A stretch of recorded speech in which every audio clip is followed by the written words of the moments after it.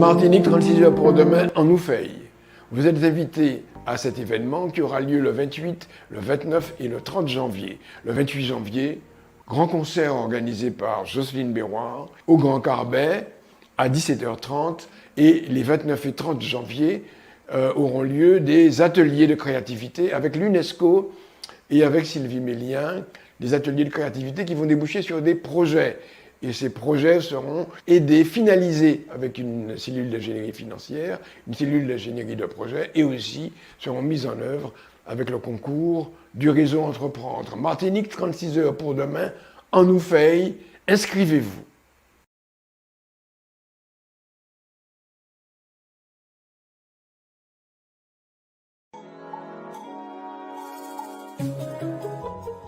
Ma Martinique de 2036 est épanouie et rayonnante. Pourquoi? Parce que chacun a compris qu'il peut participer à sa progression. Chacun a enlevé le « je suis contre » de son vocabulaire pour le remplacer par « je suis pour », pour faire quelque chose, pour créer. Ne plus attendre qu'on vienne nous porter des choses, mais donner ces choses-là, parce que nous sommes capables de réfléchir comme tout le monde, nous sommes capables de construire, de fabriquer ensemble, nous sommes capables d'écouter l'autre sagement, et puis apporter également sa part. En fait, chacun aura compris que la connaissance est indispensable et qu'apprendre, ça enrichit.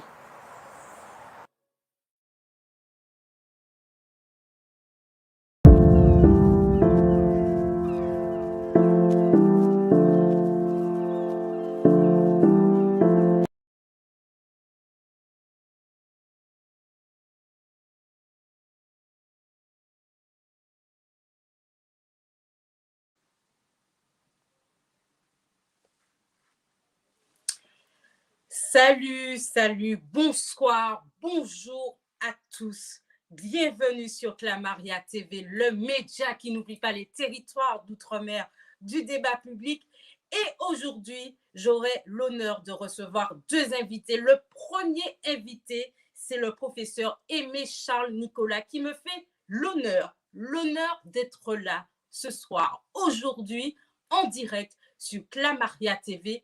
Quoi de mieux? Est-ce que vous êtes prêts pour rencontrer, échanger avec le professeur Aimé Charles Nicolas? On va parler de la Martinique, de son parcours, de sa vision pour la Martinique avec Martinique, 36 heures pour demain. Alors, nous allons inviter ensemble le professeur à nous rejoindre. Est-ce que le professeur est avec nous aujourd'hui? Oui. Bonjour, professeur Aimé Charles. Bonjour. Bienvenue Bonjour, sur Clara. Clamaria TV. Bonjour à vous, bonjour aux téléspectateurs.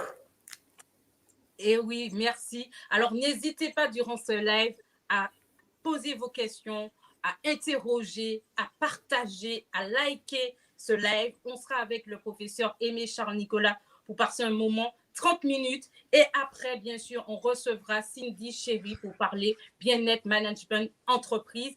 Mais là, on va parler de la Martinique, de l'avenir, du futur de la Martinique avec le professeur.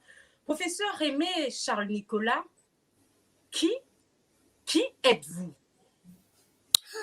Je suis professeur, je suis professeur de psychiatrie et d'addictologie, professeur émérite de psychiatrie et d'addictologie depuis donc de nombreuses années. Et je suis donc à la Martinique, mais aussi un peu à Paris et ailleurs quand je suis invité. Et j'ai mis en place à la Martinique le dispositif de psychiatrie universitaire et aussi le dispositif addictologique. D'accord. Un bon parcours. Professeur Aimé Charles Nicolas, pourquoi avez-vous choisi la psychiatrie? Alors, j'ai choisi la psychiatrie parce que je pense que je suis doué pour la psychiatrie. C'est vrai? Tout simplement. Non, en fait, c'est parce que c'est la spécialité de la médecine qui englobe largement l'être humain. Et je ne pouvais pas faire de l'ophtalmologie avec juste l'œil ou bien les trous de l'otorhinolaryngologie. Enfin bon, ça, ce qui m'intéressait, c'était l'ensemble. L'ensemble. Professeur, qu'est-ce qui vous passionnait quand vous étiez plus jeune? Alors, ce qui m'a beaucoup intéressé, qui m'a passionné véritablement, c'est en effet l'exercice de la psychiatrie, parce que j'ai vu beaucoup de patients. J'ai commencé donc dès 1970 à voir des patients. Donc, j'ai participé en 1971 à Paris. J'ai participé en 1971 à la création de l'hôpital Marmottan. Et là, je me suis effectivement spécialisé dans l'abord des toxicomanes. C'est comme ça qu'on appelait à cette époque les personnes qui sont addictes. Et donc, je suis resté quand même dans cette spécialité jusqu'à aujourd'hui, tout en gardant l'esprit très, très ouvert sur l'ensemble de la psychologie humaine et de la psychiatrie. D'accord, un très, très beau parcours. Aujourd'hui, on voit, on porte un regard sur la Martinique. Quel était votre regard que vous avez porté sur la Martinique? Quel est le regard de la Martinique d'hier? Parlons de la Martinique d'hier. Comment si on devait faire un retour vers le passé, quelle image avez-vous de cette Martinique d'hier? Il y a l'image réelle et l'image fantasmée. Parce que c'est vrai que nous gardons, surtout quand nous sommes ailleurs qu'en Martinique, nous gardons l'image d'une Martinique certainement différente de ce qu'elle était réellement. Et moi, ce que j'ai gardé de la Martinique quand j'étais en France, je suis resté en France 33 ans, et donc j'ai décidé de rentrer à la Martinique parce que je voulais mettre au service des Martiniquais la compétence que j'avais acquise à Paris. Et je dois dire que, en effet, ça n'était pas simple pour moi de décider de rentrer à la Martinique parce que ma vie était faite et ma notoriété était installée à Paris. Et donc, voilà, j'ai beaucoup hésité, mais il fallait que j'y aille. Et je l'ai fait en 1992. Et donc, l'idée que j'avais de la Martinique, c'était une Martinique en grande difficulté, avec des problèmes de drogue. Mais il y avait aussi, bien entendu, une nostalgie de la belle Martinique, avec un vivre ensemble naturel et avec une vraie, je pense, une vraie empathie les uns pour les autres. Et donc, c'est ce qui a beaucoup changé, me semble-t-il, puisqu'aujourd'hui, nous sommes dans une Martinique très divisée, avec des groupes hostiles, nègre contre nègre, et donc, il y a aujourd'hui un état psychique qui pèse. On a vraiment l'impression qu'à la Martinique, il y a une ambiance d'angoisse, d'inquiétude, mais aussi de méfiance. Alors évidemment, la pandémie n'y est pas pour rien, mais enfin, même avant la pandémie, il y avait déjà une bouc émissarisation de certains groupes et d'une certaine personne à la Martinique, et de sorte que, en effet, ces violences se sont accentuées avec la guerre entre les antipasses et ceux qui sont vaccinés. D'accord. Professeur, vous le dites, actuellement, on constate une guerre en ce moment, la crise sanitaire aujourd'hui. On a vu qu'on est passé de certaines revendications contre certaines mesures prises par le gouvernement et on est passé à une crise sociale. Vous qui étudiez un peu la société martiniquaise, quelle est votre vision? Comment peut-on expliquer ce passage d'une problématique au regard de la crise sanitaire vers une crise sociale? Quelles sont les causes de tout cela?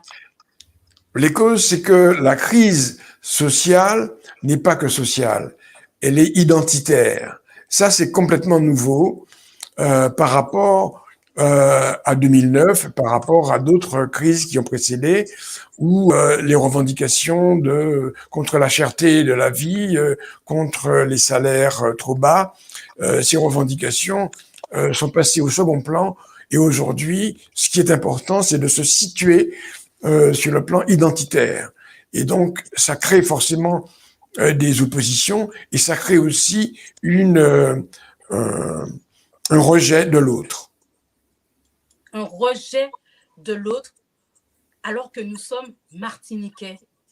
Ben oui, c'est bien. Non, mais c'est bien le paradoxe. C'est quand même, je veux dire, s'il y a un endroit où on devrait en effet accueillir la différence avec empathie, avec sympathie, c'est bien en Martinique, puisque nous sommes effectivement le produit de nombreuses cultures et de nombreuses identités. Et donc, s'il y a un endroit où vraiment,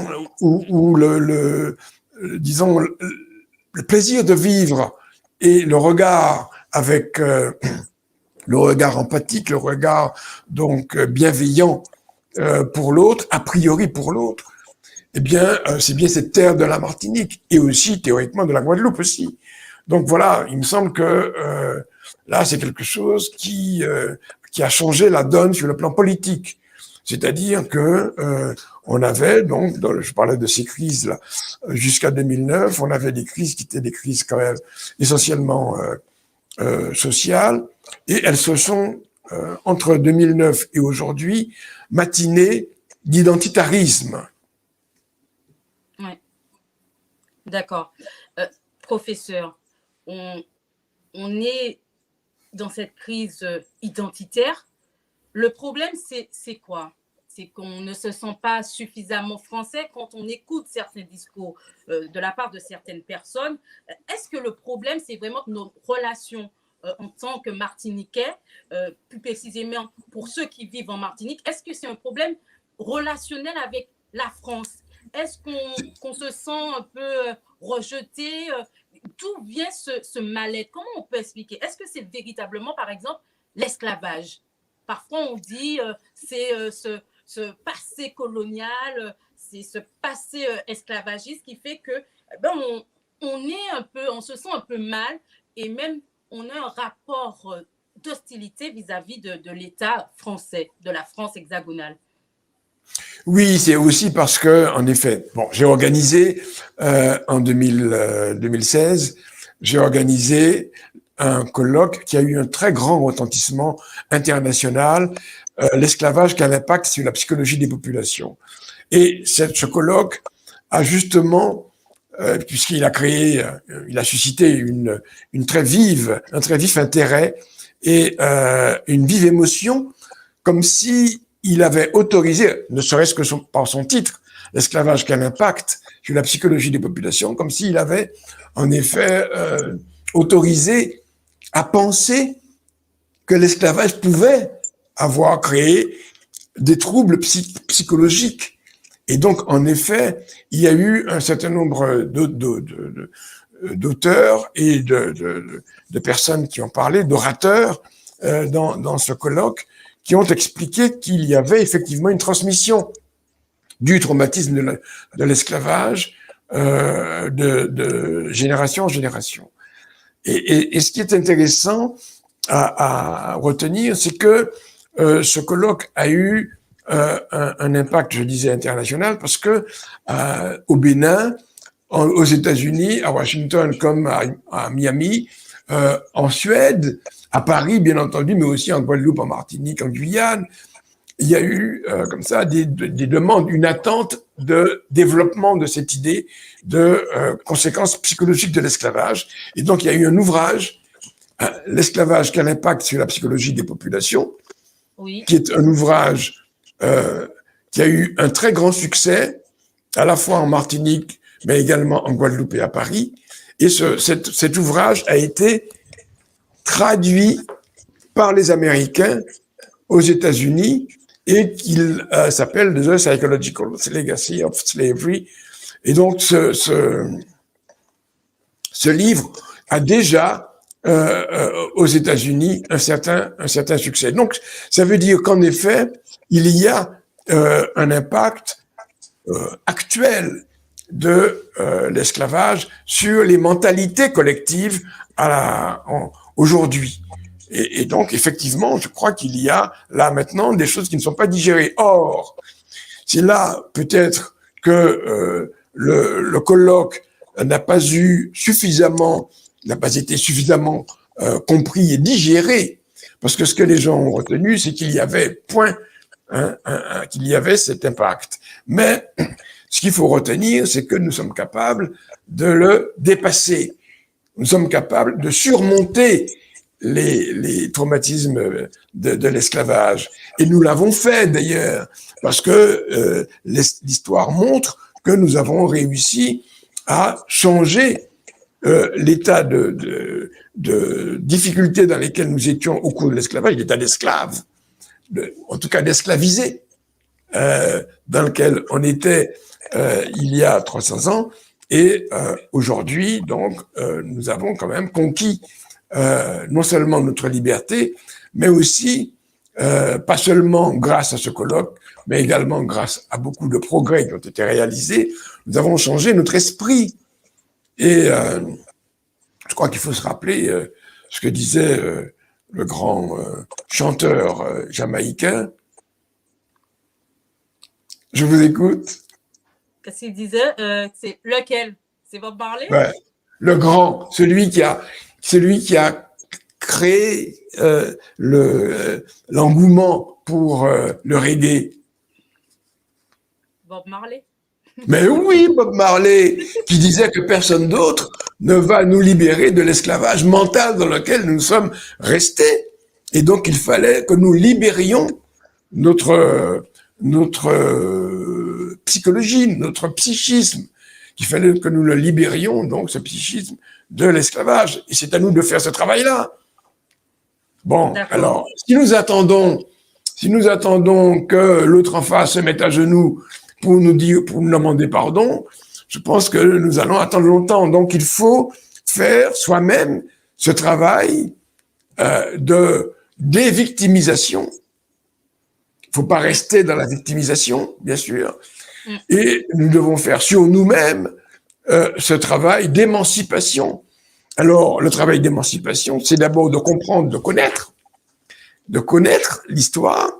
Et c'est pour cette raison que nous devons effectivement lire. Et c'est vrai que ce que nous lisons nous a, au début, il y a longtemps, a créé une émotion de type envie une rancune, envie de se venger, une revanche sociale. Mais enfin, j'espère que nous sommes capables de dépasser ce désir de revanche sociale. Et donc, voilà. Bon, enfin, ça me semble possible. Et d'ailleurs, pour beaucoup d'entre nous, pour des tas de raisons, nous avons dépassé, c'est vrai. Mais ça a été plus facile pour nous que pour les Américains, parce que les esclaves ont été affranchis le jour même de l'affranchissement, ils sont devenus citoyens français, ce qui n'a pas été le cas des Américains, qui ont dû se battre, qui ont dû batailler, qui ont dû se battre, donc pendant des dizaines et des dizaines d'années, et qui sont en train de se battre encore aujourd'hui pour faire reconnaître, pour qu'ils soient reconnus comme des êtres humains à l'égal des autres et à l'égal donc des blancs. Donc aujourd'hui, cette racialisation de la pensée est encore très présente aux États-Unis, alors qu'elle était en passe de disparaître aux Antilles. Elle est en train de revenir. Cette racialisation de la pensée. D'accord. Merci, professeur. Avez-vous déjà été victime de discrimination?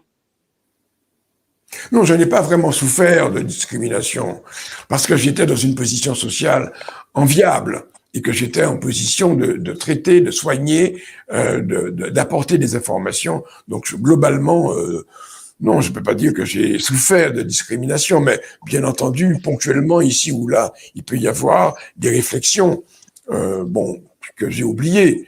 Je veux dire, ça n'a pas beaucoup d'importance. Cela dit, aujourd'hui, la situation des Noirs dans le monde n'est plus tout à fait la même. qu'il y a 200, 300 ans.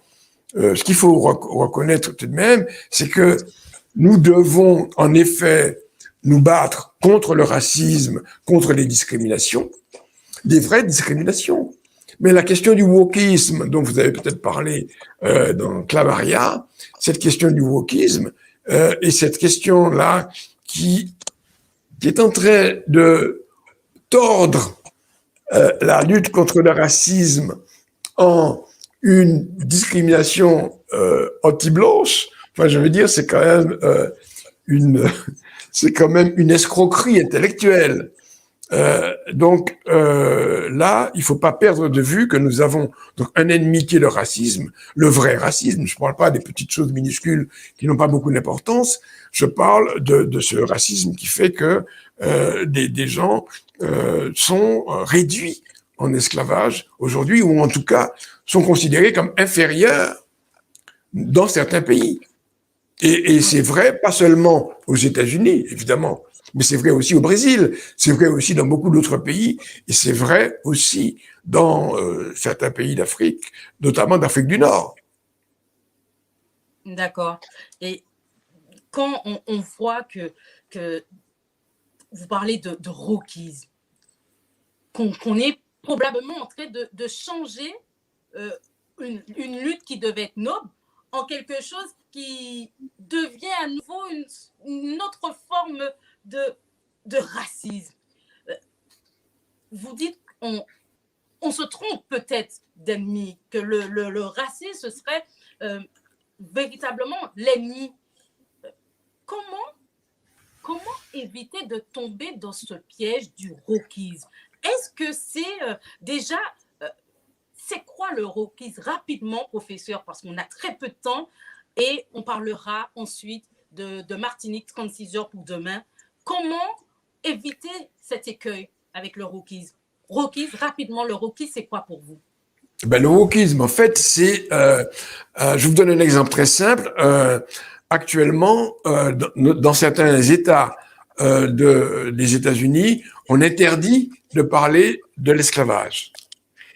Donc, pourquoi on interdit de parler de l'esclavage? Parce que parler de l'esclavage, c'est tenir un discours anti-américain.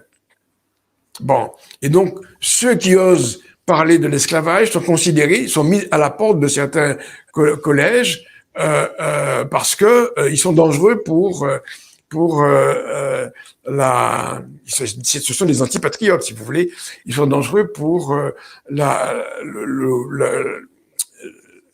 réputation des États-Unis. Bon, mais on voit bien comment on retourne le problème du racisme et que on attaque finalement la lutte antiraciste, parce que effectivement il y a des antiracistes qui ont poussé trop loin le fait de débusquer du racisme un peu partout dans toutes les couches dans toutes les strates de la vie au quotidien.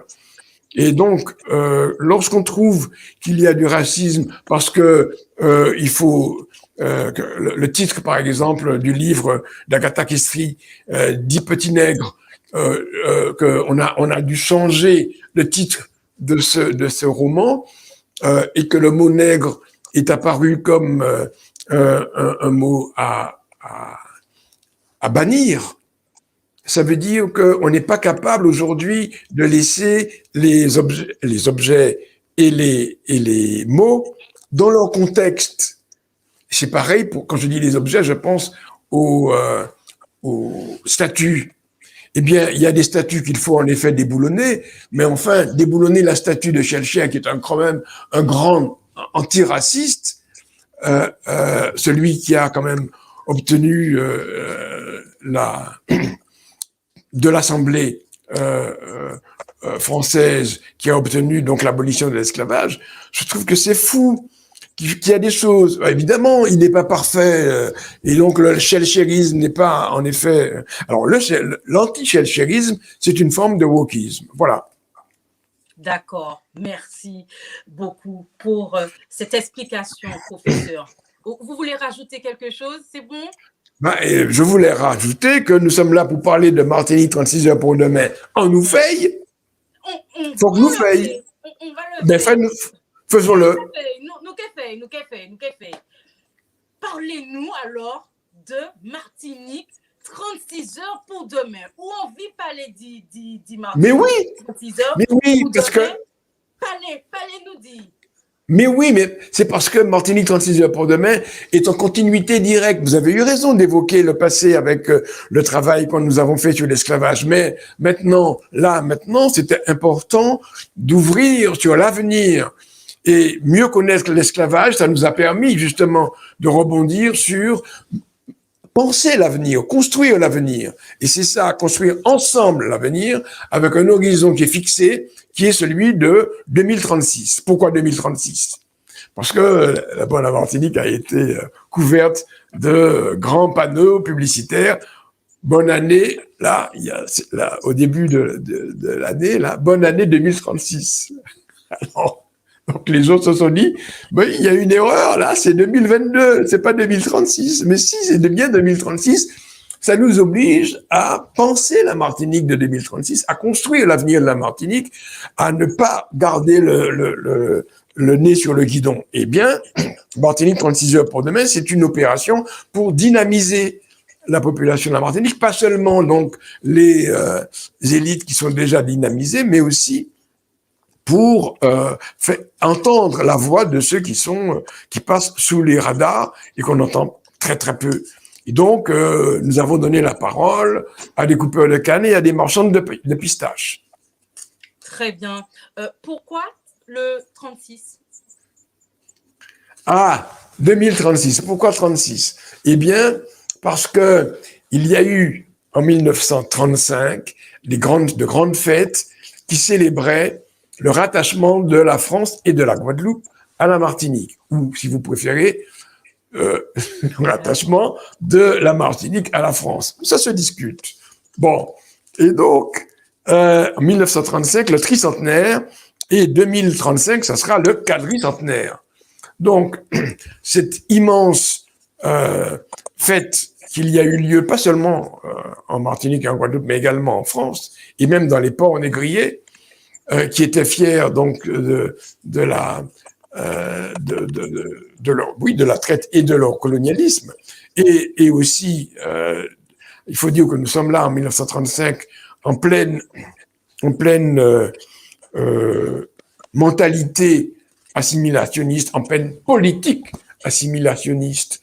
Et c'est d'ailleurs pour cette raison que quelques années plus tard, la loi de départementalisation, c'est-à-dire la loi d'assimilation, ça s'appelle comme ça d'ailleurs, a été votée donc à l'unanimité, et donc dont Aimé Césaire était le porteur. Et ce qui est important, c'est que 2035, ça sera le quadricentenaire, et que 2036, ce sera un nouveau départ. Un nouveau départ. Et donc, je demande qu'aujourd'hui, les Martiniquais, et peut-être demain les Guadeloupéens, qu'ils pensent à la 2035, à l'avenir et au nouveau départ. Voilà, c'est ça la question. Et maintenant, donc le 28, le 29 et le 30 janvier 2022 auront lieu donc des événements importants. Il y aura le 28 le grand concert de Jocelyne Berroir avec ses invités gratuits, comme tout ce que nous avons fait jusqu'à maintenant. Pendant 22 ans, nous avons créé des événements gratuits pour l'émancipation de la population, pour l'information de la population. Et c'était donc des colloques scientifiques, parce que c'est la spécialité de First Caraïbes, c'est d'aborder les problèmes de société avec des méthodes scientifiques. Et donc, ce que nous avons réalisé, c'est des ateliers avec l'UNESCO, qui s'est fait une spécialité du futur, de la pensée du futur, et avec Sylvie Mélien, qui est spécialisée dans le hackathon, dans le co-design, dans l'intelligence collective. Et aussi, nous avons deux autres domaines de réflexion sur l'avenir avec des ateliers, donc ce que nous avons appelé le forum largement participatif qui est ouvert à tout le monde. Évidemment, il faut quand même s'inscrire, bien sûr, et puis le tremplin 36 heures qui est pour les projets déjà construits. Donc, mais pas finalisés. Donc, ce qu'il faut retenir, c'est que c'est un travail scientifique, sérieux, avec 10 heures de boulot samedi, par exemple, et dimanche 30 janvier, nous terminerons à 12h30, 1h. Voilà, heure de la Martinique. Tout le monde peut y participer, professeur? Alors ça, c'est très important, en effet. Tout le monde peut participer à ce colloque. Et ça, c'est vraiment, on n'a pas besoin d'être bac plus 6, on peut être bac moins 6 et participer, bien entendu. D'accord. Donc, on s'inscrit? Alors, on s'inscrit, bien sûr, on s'inscrit sur martinique36h.com, mais on s'inscrit aussi par téléphone sur le 06 96 044 598. Je répète, 06 96 044 598. Il faut s'inscrire. Inscrivez-vous. Très bien, très bien. Rapidement, on va recevoir Cindy Chéri. En attendant qu'elle se connecte, comment fait-on pour construire la Martinique de demain? Est-ce qu'on va passer uniquement, professeur, par des ateliers de réflexion? Ce sont des ateliers de créativité. Ce ne sont pas seulement des ateliers de réflexion. Écoutez-moi. Ce sont des ateliers de créativité. Et ce sont des ateliers qui ont une spécificité. Et nous avons besoin du regard de la diaspora. Et c'est pour cette raison que la diaspora est au cœur même de cette opération Martinique 36 heures pour demain en Oufeil. C'est parce que ce regard de la diaspora est un regard neuf, un regard nouveau pour nous et qui va justement ensemencer la réflexion des personnes de la Martinique qui sont restées en Martinique, et parce que ce décalage géographique permet à la diaspora de nous proposer des projets, certains utopiques, mais des projets innovants, dans le cadre même de ce projet hyper innovant qui est Martinique 36 heures pour demain.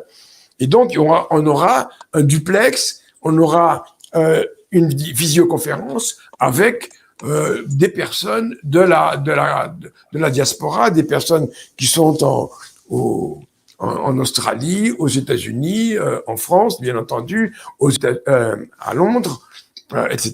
Et donc, nous pourrons donner la parole à toutes ces personnes d'origine martiniquaise qui sont ailleurs. Donc, très bien. Non, mais c'est important, ça. Nous avons besoin de ce regard, nous avons donc besoin de la réflexion des personnes qui sont ailleurs qu'en Martinique et qui sont concernées par l'avenir de la Martinique, parce qu'ils y ont laissé leur famille et que l'avenir de la Martinique se construit aujourd'hui.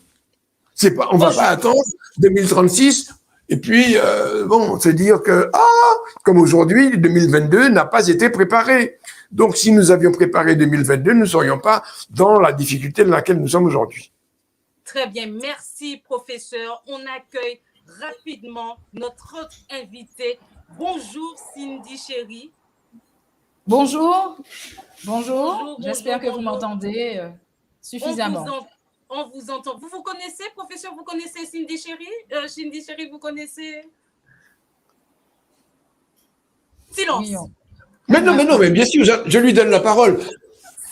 Ladies first. Après, ça me rappelle First Lady, qui était la marraine de l'esclavage, quel impact sur la psychologie des populations. C'est la marraine, enfin la présidente du conseil d'administration de cette opération-là, Martinique 36 heures pour demain, c'était la First Lady Michelle Obama. Et je ne veux pas faire de transition Rapidement, avec monsieur Cindy Chéry. professeur. Mais Cindy Chéry, je la connais puisque nous avons en effet participé à un colloque récemment au François à la Martinique. Sur Tous le les deux. stress et le burn-out, et nous avons aussi parlé de la dépression, entre autres. Donc, j'étais ravie d'enfin faire sa connaissance et de partager, si je puis dire, la scène avec notre émérite professeur. Très bien, merci. Professeur, une minute pour terminer cette interview. On prend la question de Kamal qui vous pose cette question. En tant que psychiatre, avez-vous fait le profil psychiatrique de la politique martiniquaise? Une minute pour répondre à Kamal, professeur, rapidement. Et je pense que Kamal prendra contact avec vous pour en savoir un peu plus, pour avoir plus d'informations sur le profil. Professeur, c'est à vous. Une minute et on enchaîne après. Bon, je n'ai pas fait le profil. Cependant, en effet, on peut constater que la politique martiniquaise n'est pas tout à fait saine et qu'elle est trop marquée par un certain nombre de conflits personnels. Et donc, le problème de la politique martiniquaise, c'est qu'elle n'est pas assez orientée sur l'avenir, sur le constructif, et qu'elle règle des comptes. Et donc voilà, elle est un peu parano, quoi, si vous voulez. Si vous voulez un profil psychiatrique, on peut dire que la politique martiniquaise est parano. Merci beaucoup, professeur, d'avoir été avec nous.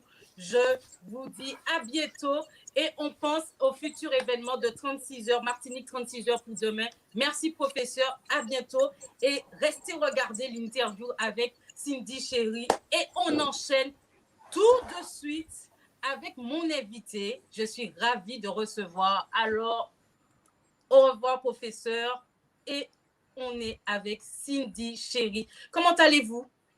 Écoutez, très bien. Je vous remercie et vous-même. Je vais bien. Je vous remercie d'avoir accepté mon invitation. Avec grand plaisir de partager ce moment avec vous, surtout quand je prends la suite de professeur. Pour moi, c'est un honneur. Et oui, et vous clôturez cette journée découverte sur Clamaria TV. Cindy Chéry, qui êtes-vous? Alors, une jeune femme dynamique qui a eu plusieurs vies et qui aujourd'hui s'épanouit pleinement dans le fait d'être à la tête de son entreprise et de pouvoir accompagner tout type d'organisation sur le management, le leadership, la gestion des conflits, des ressources. Mais je me suis surtout spécialisée sur les questions autour du stress et de la dépression au travail, de la prise de parole, de la communication. Et surtout, mes grands dadas, ça reste le bien-être et la qualité de vie au travail. Pourquoi avez-vous décidé d'emprunter ce chemin, le management, coach? Pourquoi ce chemin-là? Eh bien, tout simplement parce que je trouvais, et je parle toujours de mon expérience personnelle, je me suis vraiment épanchée dans ces domaines parce que je trouvais qu'on en manquait dans la vie de tous les jours et dans le cadre aussi de mon parcours professionnel. Je me suis rendu compte déjà à l'université qu'on pouvait apprendre tout. Alors moi, c'est vrai que je ne l'ai pas précisé, mais je suis juriste de formation professionnelle et j'ai quand même la chance de pouvoir continuer à exercer à mes heures plus ou moins perdues toujours ma profession. Et c'est vrai qu'en droit, je me suis rendu compte qu'on passait notre temps à rédiger des actes juridiques en fait pour des clients ou des organisations, mais qu'on négligeait un peu l'aspect humain de l'affaire. Et c'est vrai que malheureusement, je me suis rendu compte aussi que quand on passe à côté du facteur humain dans une relation professionnelle, avec plusieurs zéros à la clé, il faut dire, on passe à côté en fait du dossier.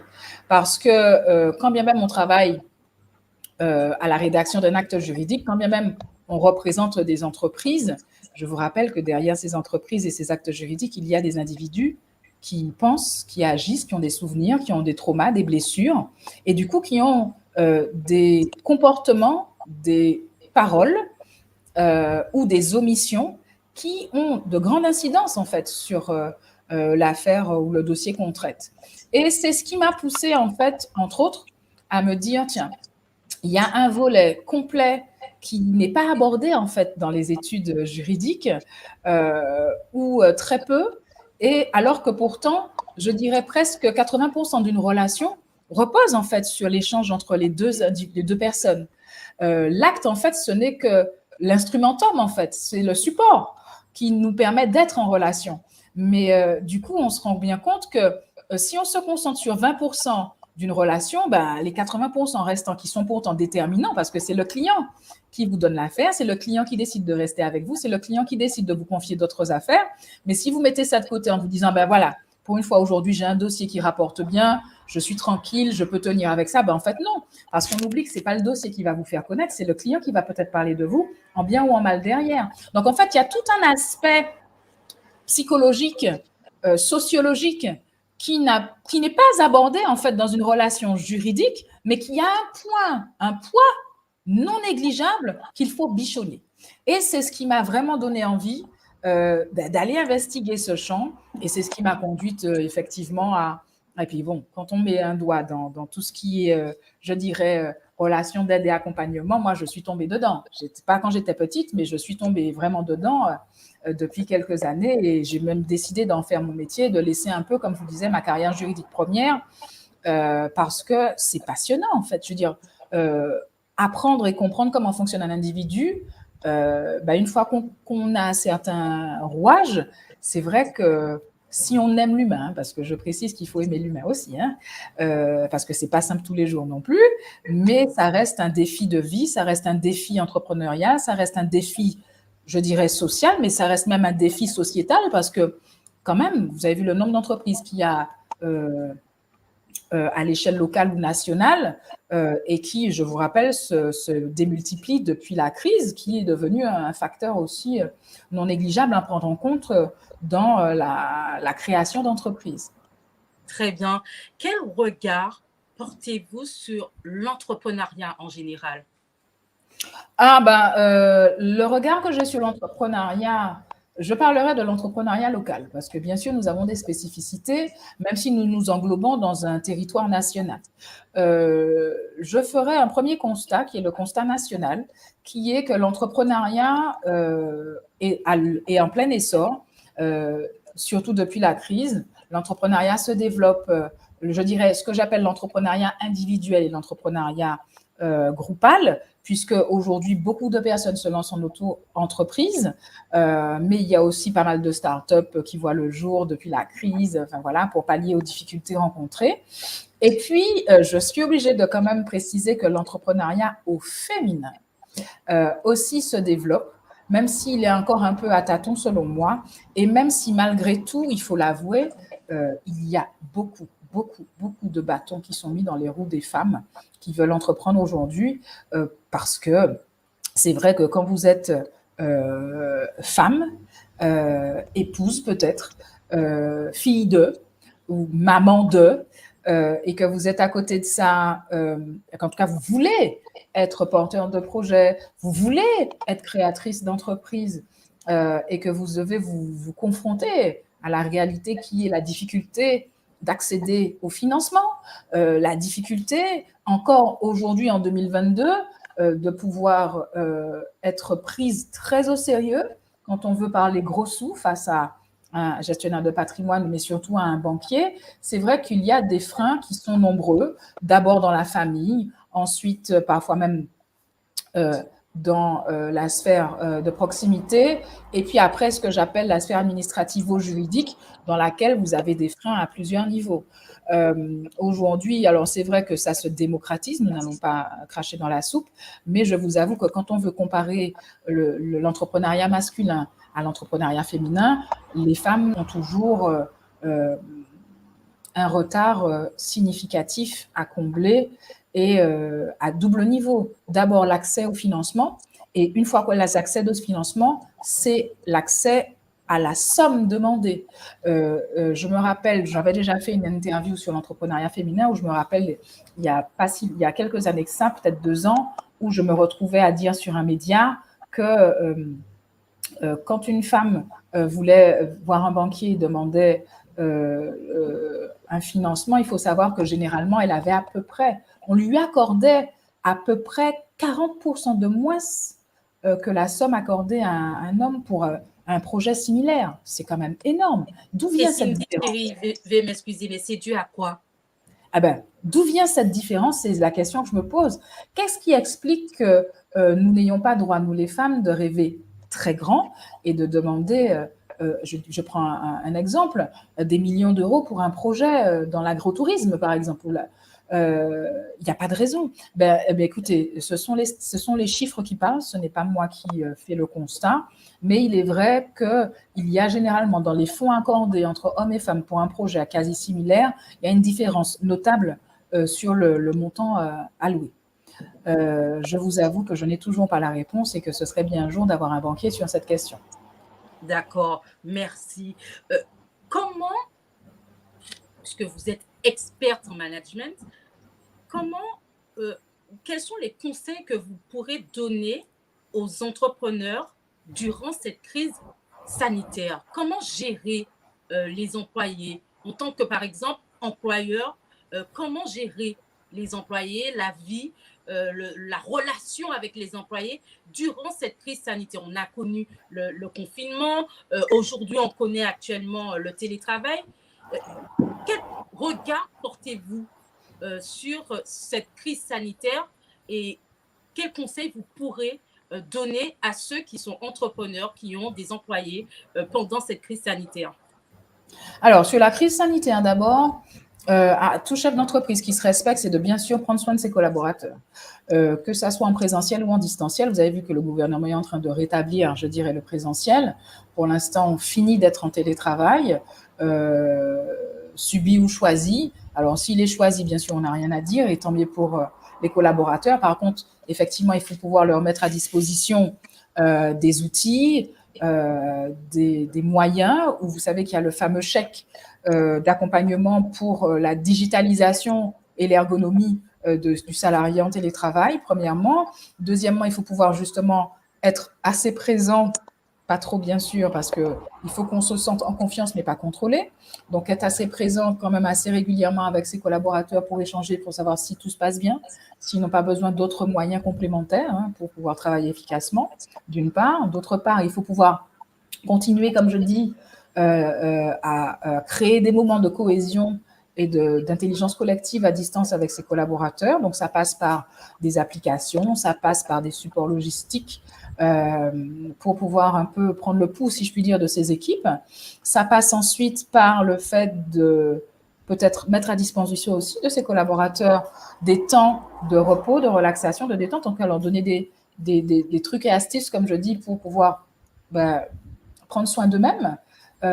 Ça passe aussi par le fait de peut-être revoir aussi la charge de travail, parce que c'est sûr que ce qu'on faisait en présentiel avec, vous voyez, j'ai une armoire derrière moi avec tous mes dossiers. C'est sûr que quand on est chez soi, on n'a pas tous les dossiers qu'on a au bureau. Donc, c'est soit une logistique d'aller-retour à chaque fois pour prendre les dossiers correspondants. Enfin bon, je veux dire que parfois, on a peut-être envie de travailler sur un dossier et puis qu'on n'a pas le dossier physique. Donc, ça veut dire que ça nécessite d'abord de tout digitaliser. Enfin bon, il y a quand même un process logistique qu'il faut bien penser. Du coup, sinon avoir une excellente organisation. Donc ça aussi, ça se travaille. D'accord. Et puis ensuite, sur la question de l'individu, il me semble, votre deuxième partie de question, c'était sur l'individu. Que faire pour les créateurs d'entreprises, Moi, je vous dis, en période de crise, c'est opportunité et danger. Mais arrêtez de vous concentrer sur le danger et essayez de vous concentrer sur l'opportunité que ça peut être.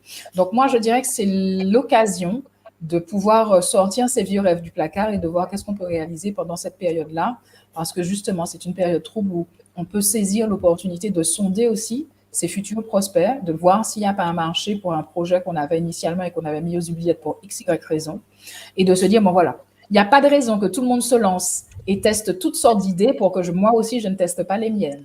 Donc, en fait, je dirais que c'est la bonne excuse, la crise devrait être la bonne excuse pour lancer un nouveau business, tester, sonder le marché, faire du benchmarking, voir ce qu'il en est dans les pays émergents, dans les pays moins émergents aussi, parce que les bonnes idées, vous savez que beaucoup d'innovations viennent des pays centrafricains et qu'il n'y a pas de raison qu'on ne puisse pas rapporter son idée sur nos territoires, comme moi-même je le fais aussi. Je m'inspire beaucoup d'ailleurs à rapporter des choses ici. Moi, je pense encore à ce que je viens de dire ce matin, où une Guadeloupéenne a décidé de rapporter le concept de Made Café du Japon. Ça peut peut-être faire sourire certains, mais toujours est-il qu'elle a osé se lancer. Et donc, il n'y a pas de risque à oser se lancer. Faites-le. D'accord. Merci. On voit que la crise sanitaire a poussé les entreprises à utiliser le télétravail. Vous en pensez quoi du télétravail? C'est une bonne chose? C'est quelque chose à démocratiser un peu plus ou pas du tout? Le télétravail, ça reste une bonne chose parce que c'est vrai que ça permet d'être dans un environnement plus ou moins adapté. Ça permet aussi d'avoir une certaine, je dirais pas flexibilité, mais légèreté de travail. Et surtout, c'est vrai que je suis obligée de comparer avec la mère de famille qui a des enfants. Parfois, voilà, quand on a un enfant malade, c'est plus facile de travailler à la maison que d'aller au bureau et de songer en fait à son enfant malade à la maison peut-être. Donc c'est vrai que dans certains cas bien précis, c'est sûr que je pense à la mère de famille qui va toujours trouver sans doute de bonnes raisons de télétravailler. Mais il y a d'autres personnes que je connais aussi, j'ai des clients qui me disent mais moi je suis DRH et je n'aime pas télétravailler, j'ai besoin d'être au bureau, j'ai besoin de cette coupure, de cette césure, de sentir que je suis physiquement à un autre endroit pour être vraiment qu'on se focus sur mon travail. En gros, si je reste chez moi n'est pas fait pour travailler. Si je suis chez moi, je ne travaille pas. En tout cas, c'est pas fait pour ça. Donc, en fait, vous avez autant de visions que de personnes. Chacun trouvera chaussure à son pied. Une fois qu'on a pris position, c'est de faire au mieux. Il y a des gens qui aiment l'idée de télétravailler 2-3 jours dans la semaine. Il y en a d'autres qui ne veulent absolument pas télétravailler parce qu'ils ont besoin de, vous savez, ce sont ces personnes de contact qui ont besoin de l'extérieur, qui ont besoin de rencontrer du monde, qui ont besoin de relations sociales. Et puis, il y en a d'autres qui sont peut-être ermites, qui aiment bien, qui sont casaniers, qui aiment bien, en fait, ne pas nécessairement avoir trop de contacts, surtout par temps de crise, vous me direz, et qui, ça ne dérange absolument pas de rester même 5 jours par la semaine chez eux à travailler parce qu'ils ont un confort indéniable et ils ont réussi à avoir une ergonomie de travail qui leur permet effectivement d'être tout aussi productifs à domicile que s'ils l'étaient, peut-être même plus qu'au bureau. Donc, vous savez, mon avis ne concerne que moi et je vous ai donné des exemples de personnes qui se retrouvent dans chaque position et qui s'y plaît. Merci beaucoup parce que c'est vrai, en effet, que il y a certaines personnes qui préfèrent le télétravail pour la réduction de temps, notamment surtout pour, par exemple, le transport, il faut l'avouer. Voilà. Le transport, les repas, il faut savoir que le temps de transport et le temps de repas, alors je vous rappelle que nous sommes en Martinique, où vous avez quotidiennement au moins 3 accidents, panne de voiture, embouteillage conséquent et quotidien, ou parfois quand pour un trajet de 30 km, vous avez 2 heures d'embouteillage, c'est sûr que quand vous pouvez vous alléger de 4 heures de transport, sans compter les frais d'essence et les frais de repas, je vous assure que ça fait une économie non négligeable d'au moins 300 € sur votre facture, enfin sur vos factures mensuelles, sur vos charges. Donc c'est vrai que ce n'est pas négligeable du tout. Et puis cet argent peut être soit mis de côté, soit être redistribué sur d'autres domaines d'activité tout aussi importants en termes d'investissement. D'accord, très bien. On va prendre une question de Kamal. Selon vous, quels sont les secteurs encore vierges ou peu développés en Martinique et qui méritent une forte intervention? Ah bah ils sont nombreux. Ils sont nombreux. Alors bien sûr, le premier pour moi, c'est tout ce qui concerne la silver economy parce que nous avons une population vieillissante. Aujourd'hui, et vous voyez bien, si on regarde les derniers événements aux Antilles, alors je parle de Martinique, Guadeloupe, vous avez vu, nous avons été impactés très fortement sur le fait des blocages routiers.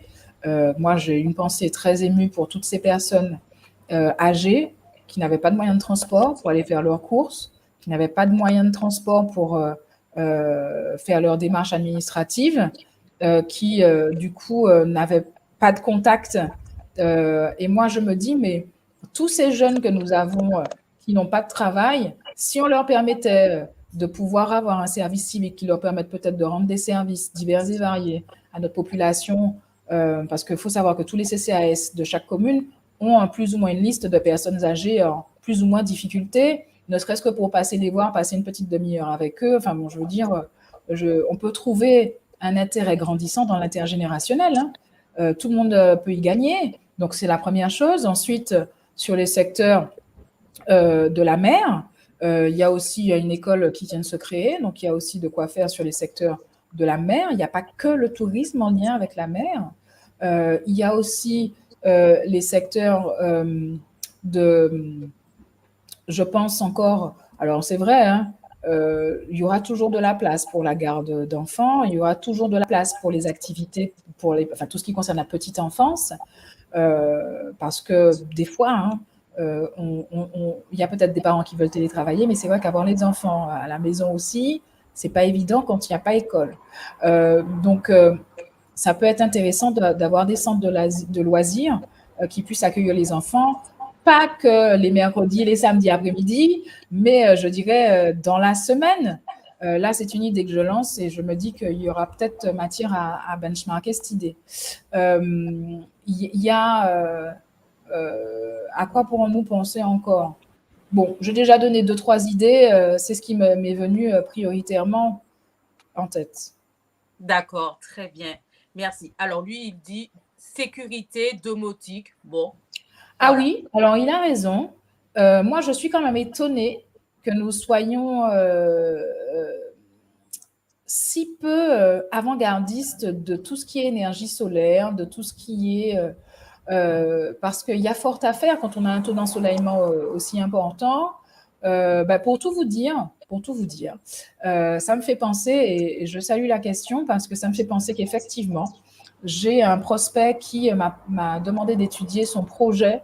Vous voyez, c'est vrai que j'y avais même pas pensé. Son projet de nettoyage de tout ce qui est énergie solaire, renouvelable, panneaux, etc. Tout système et aussi tout ce qui concerne la domotique, en tout cas entretien domotique. Je vous avoue que je pense que sur les secteurs d'avenir, ça peut être intéressant, effectivement, de se préoccuper de savoir, voilà, et de comment développer ce type de projet. Mais après, je pense aussi aux sociétés de nettoyage, parce qu'avec tout ce qui concerne le masque, d'ailleurs, tiens donc, je ne sais pas s'il y a une société, alors oui, il y a un sujet qui me tient à cœur là, parce qu'on est en plein dedans, c'est le traitement des déchets. Le traitement des déchets, voilà un sujet, avec les derniers rebondissements médiatiques que nous connaissons, voilà un sujet et voici un domaine qu'il faut absolument investiguer et créer de nouvelles idées sur le traitement des déchets. Le traitement des déchets, le tri aussi, pour moi, c'est un secteur non seulement d'avenir, mais dans lequel il y a en plus, je crois, des subventions à la clé, et il y a toute une filière à vraiment mettre en place, démocratiser et pouvoir, je pense, mettre en avant assez rapidement. Le traitement des déchets, je trouve qu'on n'en parle pas assez. Vous voyez bien que tous les jours, tout le monde se plaint d'avoir énormément de déchets aux abords de route. J'espère que ça va effectivement rapidement se résorber. Mais vous avez vu, hein, c'est pas qu'aux Antilles. Vous avez vu qu'à Marseille, entre autres, d'autres endroits, les problématiques sont les mêmes, Paris, voilà. Donc, le traitement des déchets ou les sociétés de traitement de déchets, quand il y a grève des institutions, eh bien, je pense que ça peut être un bon filon. D'accord, très bien. Alors, il y a Mathieu, salut Mathieu, qui dit « Je suis preneur pour un tel document résumant les secteurs d'avenir pour nos départements. Organisez-vous pour peut-être mettre en projet ce document. » Alors, c'est Oui, vrai que je me permets, Clara, je me permets de préciser, Clara, mes activités, parce que c'est vrai que je me rends compte que je ne me suis même pas présentée en termes d'activité. Le cabinet Cindy Chéri que je représente regroupe plusieurs domaines. Donc, il y a d'abord, effectivement, comme tu l'as dit, le coaching en développement personnel, évolution professionnelle, gestion des émotions et savoir-être professionnel. Le deuxième secteur d'activité du cabinet, c'est justement le consulting en management des organisations. Il faut savoir que dans cette branche, il y a aussi l'accompagnement à la création d'entreprises et au conseil juridico-administratif que je donne. Donc, avec grand plaisir, cher monsieur, si vous voulez vous rapprocher de moi. Troisième domaine, c'est effectivement tout ce qui concerne la formation et la facilitation en management, culture d'entreprise, prise de parole, leadership. Et tous les sujets que j'ai autour du bien-être et de la qualité de vie au travail, en télétravail et la qualité de vie générale. Le quatrième domaine du cabinet, c'est tout ce qui concerne l'organisation d'événementiels professionnels en tant que maîtresse de cérémonie ou en tant que présentatrice d'événements pour mes clients. Donc, j'organise des team building, des team bonding pour tout type d'organisation.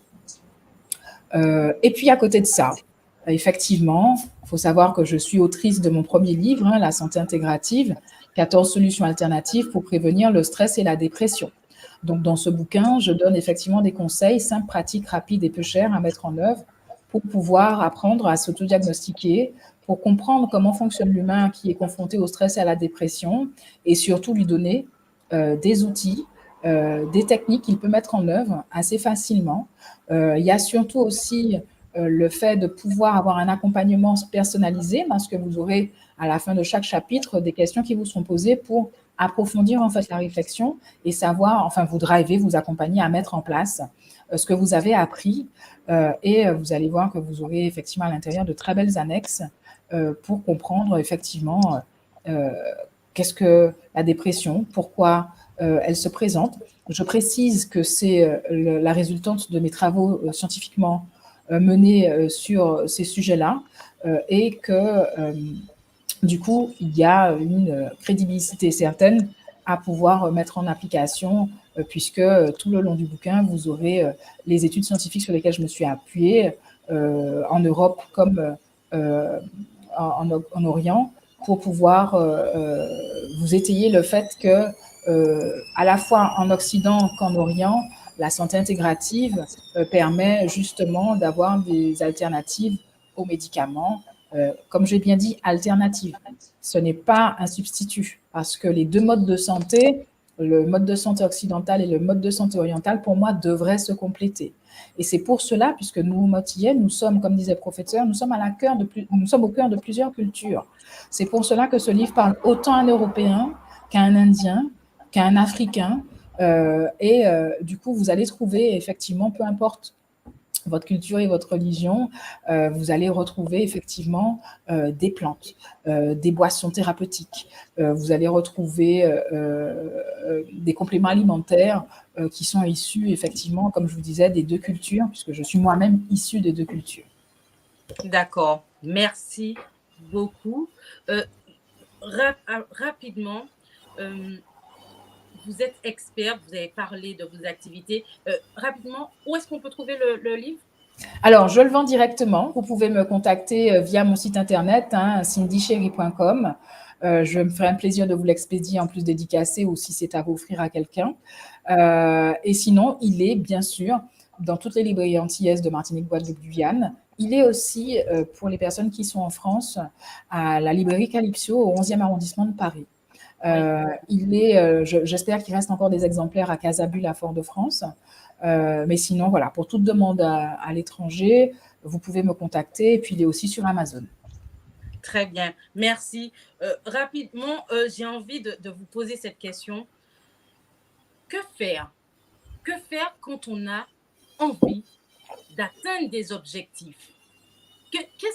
Dans quel état d'esprit on doit être? Quels sont les petits tips, comme on pourrait le dire? Quels sont les conseils que vous pourrez donner si on a des objectifs, mais on n'arrive pas à les atteindre? On n'arrive pas à rester focus. Parfois, on dit oui, mais si tu n'arrives pas à être focus, c'est parce que ça te... alors que non, on sait qu'on veut, mais on n'arrive pas à être discipliné. Quels sont Alors, vos conseils? je souris parce que pour plusieurs raisons, et je vais vous les partager. La première, parce que j'ai fait de 2022 l'année de la discipline chez moi. Donc, je remercie de la question. Deuxièmement, donc il n'y a pas de hasard. Deuxièmement, parce que ça fait l'objet, en fait, alors si vous êtes sur LinkedIn et si vous me suivez sur LinkedIn, si vous abonnez à ma newsletter LinkedIn, hein, culture, management, qualité de vie et conditions de travail, c'est la newsletter que j'ai partagée hier sur la planification. Donc, je pense que vous aurez tout loisir de retrouver quotidiennement, parce que c'est une newsletter quotidienne, où je donne des conseils tous les jours sur la culture d'entreprise, le management, le bien-être, la qualité de vie, surtout sur un ton, sur un humour un petit peu décalé qui permet d'avoir une certaine légèreté dans le sérieux des questions qui sont abordées.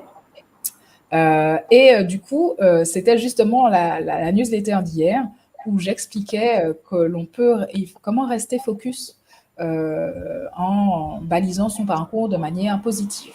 Alors, selon moi, quand on a des objectifs, et c'est marrant parce que j'ai eu, juste avant vous ce matin, j'ai eu une question d'une cliente à ce sujet, mais comment faire pour garder ces objectifs et les atteindre? Selon moi, il y a plusieurs choses. C'est d'abord, toujours, la visualisation. Que voulez-vous obtenir?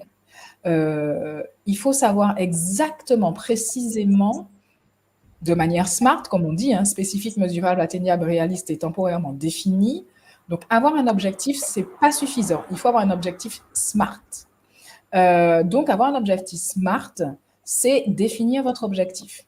Une fois que vous avez clarifié votre objectif, c'est ensuite le poser. Quand je dis le poser, c'est l'écrire, c'est l'extraire de vous, c'est l'extraire de votre mental. Si on veut qu'il se réalise, il faut le voir, il faut pouvoir le répéter, il faut pouvoir en parler pour justement marquer cet engagement vis-à-vis de vous, mais aussi vis-à-vis du monde et des autres. Troisièmement, c'est effectivement mettre en place des trackers. Ça veut dire quels sont les marqueurs que je vais pouvoir prendre pour m'assurer que je suis sur le chemin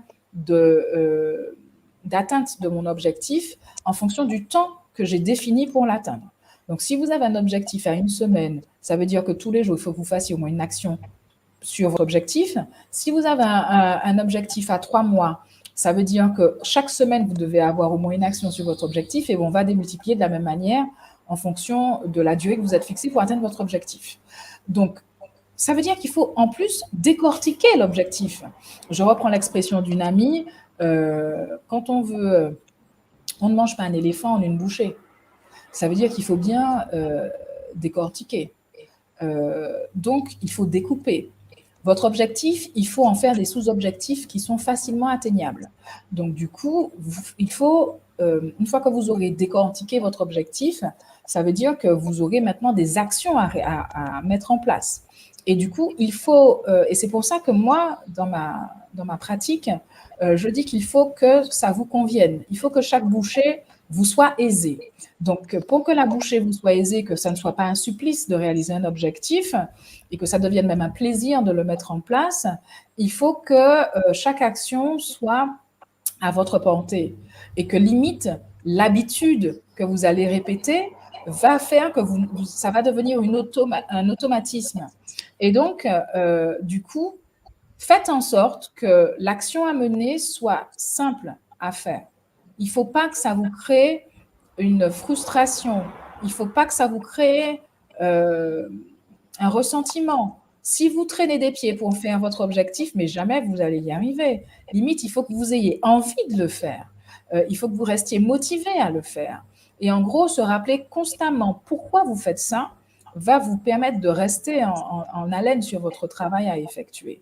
Donc, du coup, ça nécessite, une fois que vous avez décortiqué, mis vos objectifs, que vous ayez de quoi vous rappeler que vous avez ça à faire tous les jours. Donc, soit vous l'affichez sur votre frigo, soit vous mettez un rappel sur votre téléphone portable, mais il faut trouver un moyen de vous rappeler que tel jour, telle heure, il faut que je fasse telle chose. Donc, et surtout, il faut que soit en fin de semaine, en fin de journée, vous puissiez mesurer le travail fait. Donc, me dire, ah, bon, effectivement, j'ai fait ça, j'ai pas pu faire ça aujourd'hui, donc quand est-ce que je le reporte? Et du coup, il faut reprendre l'habitude là où elle est. Ensuite, ben, si vous avez vos trackers, vous saurez à l'issue, à la fin, si normalement, si vous avez bien découpé et si vous avez bien suivi vos actions à mener, il n'y a pas de raison que ça ne se fasse pas. Encore une fois, je dis toujours une chose aux gens. On n'a pas la même énergie tous les jours. On n'a pas la même envie tous les jours. On n'a pas la même motivation quotidienne. Par contre, ce qui nous permet de rester focus, c'est la satisfaction qu'on aura d'atteindre l'objectif qu'on s'est fixé. C'est de tout le temps vous dire, bah, écoutez, vous avez le droit de ne pas avoir envie de faire quelque chose un jour. Vous avez le droit de ne pas avoir la force de faire quelque chose un jour. Mais une fois que vous avez retrouvé votre énergie, votre envie, il faut reprendre là où vous vous êtes arrêté. Par contre, il ne faut pas culpabiliser. Nombre de gens, vous savez, on a toujours tendance à remplir notre agenda du matin au soir et puis de se dire, ah ben, j'ai pas fait la moitié des choses. Mais c'est tout simplement parce que vous avez mis trop de choses. Aujourd'hui, quand on vous dit qu'il faut mettre 3 choses dans votre agenda, déjà faire 3 choses dans une journée, je vous jure que c'est un challenge. Hein. Entre les coups de fil, les courriers, les mails reçus, les notifications, le temps passé sur les réseaux sociaux, les enfants à s'occuper, le temps perdu dans les trajets, les repas à faire, et je pourrais continuer la liste longtemps. Je vous rappelle qu'on a déjà dépassé 24 heures. Hein. Et pourtant, vous n'avez peut-être même pas encore commencé à vous dire, mais à quel moment je fais mes tâches? J'ai oublié, oui, les tâches ménagères. Donc, vous voyez bien que la visite aux parents, enfin voilà. Pour vous dire, et puis oui, il faut enlever les 8 heures de travail, parce qu'à côté de ça, il faut aussi travailler. Donc, vous voyez bien que je vous ai déjà donné un agenda en moins d'une minute qui fait déjà 24 heures. Donc, il faut vraiment dédier un temps. Et puis, moi, aujourd'hui, ce que j'ai commencé à faire, c'est mettre mon portable sur silence quand j'ai vraiment besoin de travailler. Parce que c'est une chose qu'on ne fait pas, mais je vous jure que c'est salvateur. Si vous voulez rester connecté au monde alors que vous avez des objectifs vitaux pour vous à faire, si vous préférez investir votre temps dans des réseaux sociaux qui ne vous rapportent rien, au lieu de mettre en place des actions qui vont peut-être vous rapporter gros demain, il faut savoir faire des choix. Par contre, une fois que vous avez fait votre choix, il ne faut pas vous en vouloir, il ne faut pas non plus en vouloir à la terre entière de ne pas avoir réalisé vos objectifs. Encore une fois, nous sommes responsables de ce que nous faisons comme de ce que nous ne faisons pas. Donc, je pense qu'avec ces petits conseils-là, ça devrait aller sur l'atteinte des objectifs. Après, si vous avez besoin de plus de conseils, je suis à votre disposition. Prenez rendez-vous. Vous avez droit à 15 minutes d'échange avec moi en prenant un créneau sur mon calendrier via mon site internet. Donc, n'hésitez pas à rentrer en contact avec moi via mes réseaux sociaux. Je me ferai un plaisir de vous aider. Très bien. Merci pour votre disponibilité. Vous suivez l'actualité politique en ce moment ou pas?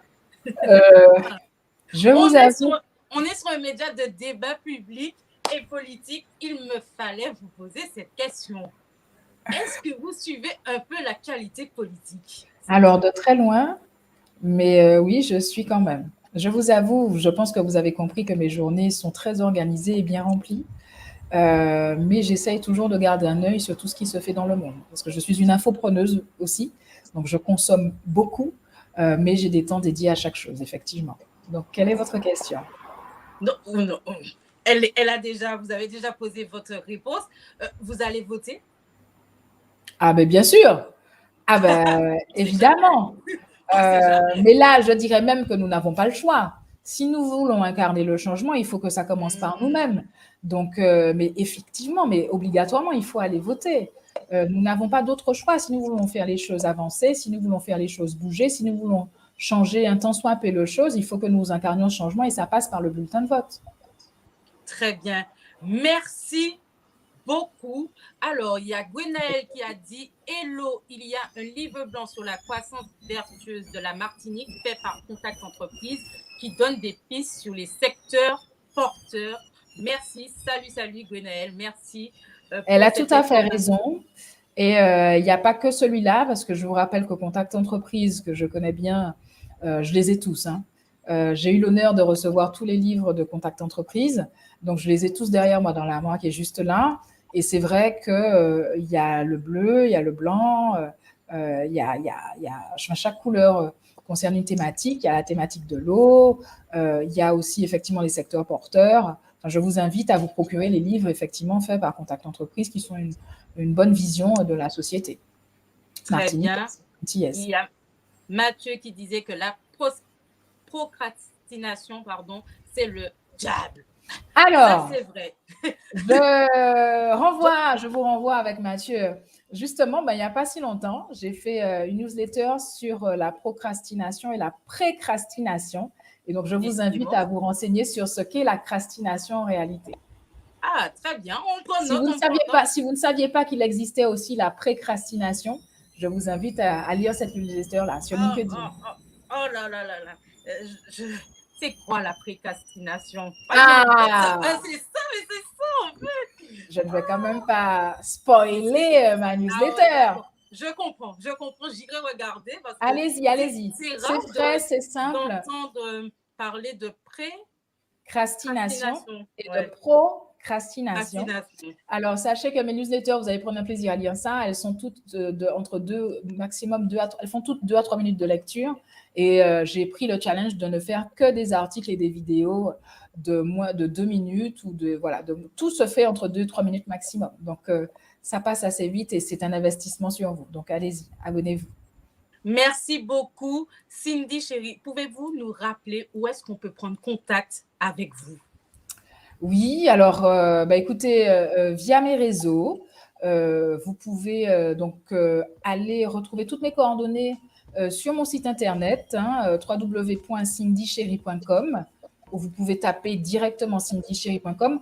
Vous pouvez aussi tout simplement me googliser Cindy Chérie. Vous allez trouver beaucoup d'articles gratuits, des podcasts.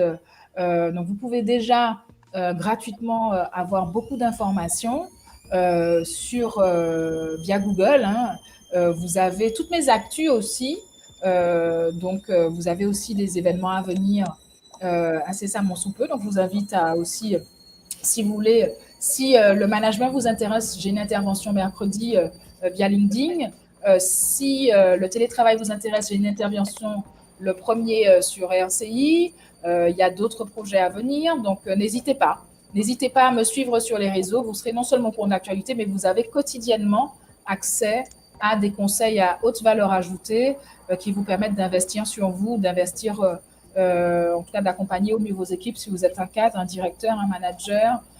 Si vous êtes porteur de projet aussi, vous avez aussi beaucoup de conseils en termes de savoir-être professionnel, de développement personnel, de gestion des émotions, de communication, parce que ça reste mes dadas et sans compter la santé et le bien-être, parce qu'on en a bien besoin par ces temps actuels. Donc, c'est vrai que je donne beaucoup de conseils. Et puis, il y a aussi des webinaires, il y a aussi des masterminds qui sont en train d'arriver, que je suis en train de programmer. Donc, je pense avoir pas mal d'outils pour pouvoir vous accompagner au mieux, quelle que soit votre catégorie socio-professionnelle ou ce que vous voulez travailler, au vu de mes diverses casquettes.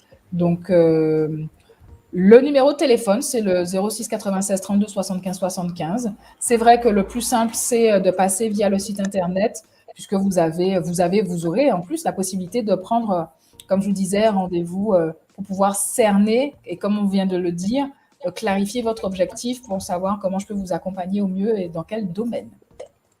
Très bien, merci beaucoup, Cindy Chérie, d'avoir accepté mon invitation, d'avoir participé à ce live où on a eu, dans un premier temps, le professeur Aimé Charles Nicolas, puis votre intervention qui nous a fait du bien. Merci beaucoup d'être venu. Merci à ceux qui ont participé au live. N'hésitez pas à me dire si ce format vous plaît plus, parce qu'effectivement, on a invité 2 personnalités dans un seul live.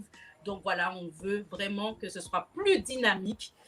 Et voilà, on ne va pas rester 1 heure avec une seule personne. On veut créer du dynamisme sur Clamaria TV. N'hésitez pas à me laisser votre avis. N'hésitez pas aussi à contacter Cindy Chérie. N'hésitez pas non plus à partager, liker la vidéo, à dire ce que vous avez pensé de tout ça. Et puis, je vous dis à bientôt. À bientôt, Cindy Chérie. Merci Clara pour cette invitation. J'ai passé un excellent moment. Bonne continuation aussi dans les projets. Et puis, merci aux participants pour les questions parce qu'elles étaient très à propos. Et puis, au plaisir de vous accompagner. Donc, voilà, n'hésitez pas. Aussi, l'adresse email contact@cindychérie.com, tout simplement. Si vous voulez en savoir plus sur mes activités, si vous voulez aussi prendre rendez-vous. ou sinon, au pire, si vous voulez en savoir plus sur les actualités futures, merci de vous abonner aux réseaux sociaux divers et variés. Merci, à bientôt tout le monde pour d'autres lives, d'autres émissions. Et puis, Merci. ciao. Et prenez soin de vous surtout. À bientôt. Merci, prenez soin de vous également.